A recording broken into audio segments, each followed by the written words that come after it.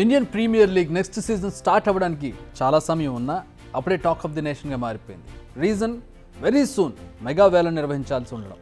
అయితే ఇప్పుడు అసలు ఆక్షనే వద్దనే డిమాండ్స్ వినిపిస్తూ ఉన్నాయి. ఈ డిమాండ్ చేస్తుంది బాలీవుడ్ కింగ్ షారూక్ ఖాన్. ఆయనే కోల్కతా నైట్ రైడర్స్ చీఫ్ కూడా. రీసెంట్గా మీటింగ్ జరిగితే టీమ్ ఓనర్స్ అంతా మాటలతోనే మంటలు రేపారట. ఎందుకు అసలు ఈ మెగా ఆక్షన్ కాంట్రవర్సీ ఏంటి, ఫ్రాంచైజీ ఓనర్స్ కోరుకుంటున్నది ఏంటి? ఐపీఎల్ మెగా ఆక్షన్ నిర్వహించాలంటే ముందు కొన్ని అంశాలపై క్లారిటీ రావాలి. ఏ టీం ఎంతమంది ప్లేయర్స్ను రిటైన్ చేసుకోవాలి, ప్లేయర్స్ను కొనుగోలు చేయడానికి ఎంత డబ్బును ఖర్చు చేసుకోవచ్చు, ఇలా కొన్ని అంశాలపై క్లారిటీ రావాలి. దీనికోసం ఐపీఎల్ మేనేజ్మెంట్ ఫ్రాంచైజీ ఓనర్లతో మీటింగ్ ఏర్పాటు చేసింది. ఈ మీటింగ్లో 3 టాపిక్స్పై డిస్కషన్ జరిగింది.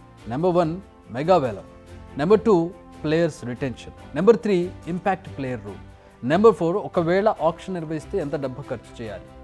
ఈ టాపిక్స్పై మాట్లాడుతుంటేనే KKR owner Shahrukh Khan, Punjab Kings team owner Ness Wadia మధ్య వాడివేడి చర్చ జరిగింది. యాక్చువల్గా మెజారిటీ టీమ్స్ ఆక్షన్ నిర్వహించాలని కోరుకోవడం లేదు.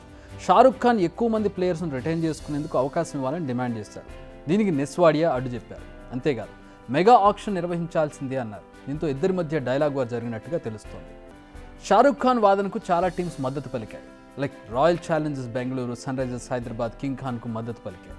ఎక్కువ మందిని రిటైన్ చేసుకోవాల్సిందంటూ మద్దతు తెలిపాయి. కానీ పంజాబ్ మాత్రం సస్యమిరా అంటుంది. నిజానికి ఈ డిమాండ్ ఇప్పుడు కాదు, చాలా రోజులుగా వినిపిస్తోంది. ఎందుకంటే చాలా టీమ్స్ కొన్ని కోట్లు కుమ్మరించి ఫేమస్ ప్లేయర్స్ని దక్కించుకున్నాయి.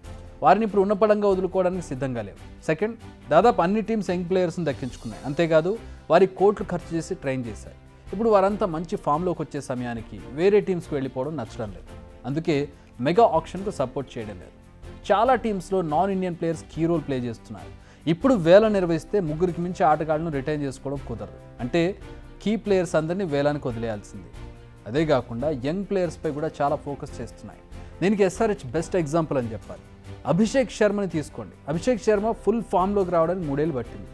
లాస్ట్ సీజన్లో దుమ్ము లేపాడు జూనియర్ శర్మ. ఇప్పుడు అతన్ని వదులుకోవడానికి ఎస్ఆర్హెచ్ ఆబ్వియస్లీ సిద్ధంగా ఉండదు. అలాగని కోట్లు ఖర్చు పెట్టి తీసుకోవచ్చు అనుకున్న ప్లేయర్స్ కూడా ఉన్నారు, కానీ వారిని వదులుకోవాలని లేదు. దీంతో ఏం చేయాలో తోచడం లేదు కావ్య మారన్కి. ఇదే విషయాన్ని కుండబద్దలు కొట్టినట్టు చెప్పేసిందట ఆ మీటింగ్లో. అంతేకాదు మొత్తం 7 ప్లేయర్స్ని రిటైన్ చేసుకునే ఛాన్స్ ఇవ్వాలన్నారు. అండ్ మెగా వేలం 5 ఇయర్స్కి ఒకసారి నిర్వహిస్తే సరిపోతుందని కూడా వీళ్ళు సజెస్ట్ చేశారని తెలుస్తోంది. ఇలా ఒక్కో టీంది ఒక్కో అభిప్రాయం. Last season winner KKR, runner-up SRH, ఈ 2 టీమ్స్ చాలా బలంగా ఉన్నాయి కాబట్టి డిమాండ్ చేస్తున్నాయి. ఇలా అనడానికి లేదు. ఎందుకంటే మెజారిటీ టీమ్స్ ఆటగాళ్లను ఎక్కువ సంఖ్యలో రిటైన్ చేసుకునేందుకు ఇంట్రెస్ట్ చూపుతున్నాయి. వాళ్ళ పర్ఫార్మెన్స్ ఎలా ఉన్నా, గెలిచినా ఓడినా కూడా ఆ టీంలో ఒక మెంబర్ అయినప్పుడు, ఆ టీంలో అతను ఎదిగినప్పుడు, ఆ టీంలో పర్ఫార్మెన్స్ ఎలా ఉన్నా కూడా ఆ టీంలో ఆ మెంబర్ ఉండాలని కోరుకోవడంలో తప్పులేదు. అలా చాలా టీమ్స్ కోరుకుంటున్నాయి. బట్ మీటింగ్ మాత్రం అసంపూర్తిగానే ముగిసింది. ఏకాభిప్రాయం అయితే రాలేదు, కానీ ఏకాభిప్రాయం రావాల్సింది. అలా రావాలంటే మరోసారి ఫ్రాంచైజీ ఓనర్స్ భేటీ కావాలి. అయితే అది ఎప్పుడన్నది ఇంకా క్లారిటీ రాలేదు. ఇక్కడ ఇంకో విషయం గమనించాలి. అదేంటంటే ఇలా ఫ్రాంచైజీలు ఎంత అరిచి గీ పెట్టినా ఫైనల్ డెసిషన్ మాత్రం పెద్దన్న బీసీసీఐదే. బీసీసీఐ చెప్పిందే ఫైనల్.